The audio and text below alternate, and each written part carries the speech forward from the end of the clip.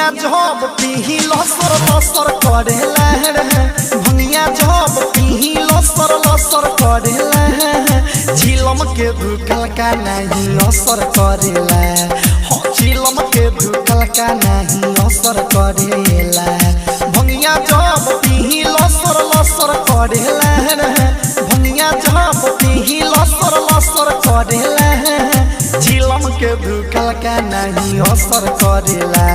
हो गांजा के पियल का नहीं असर करेला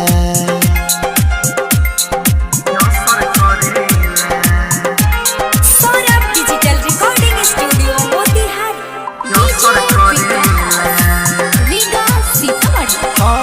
सिगरेट या खैनी से भरे न मन हो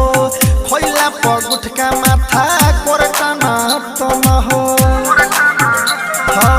सिगरेट या खैनी से भरे न मन हो खैला पर गुटका माथा कोरटा न हो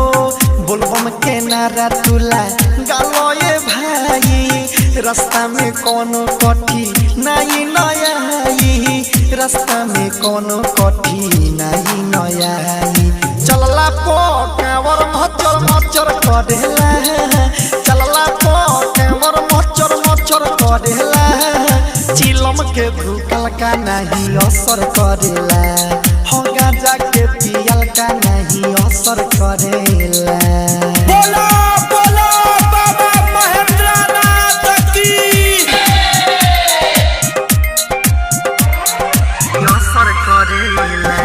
बोलो बोलो शंकर भगवान की सौरभ सुधीर बम के बाटे न जोड़ा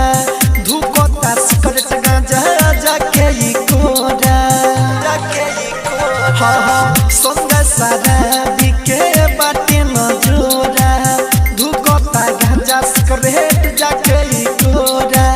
किसन संभारता सब कानू कावर बोलबम बोल मिठू बढ़ जाई पावर बोलबम बोल पलाल बढ़ जाई पावर रतन रतनेश नहीं दम धरेला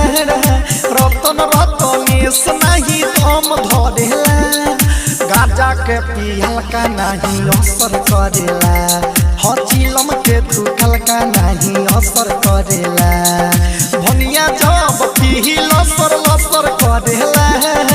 भनिया जब पीही लसर लसर करेला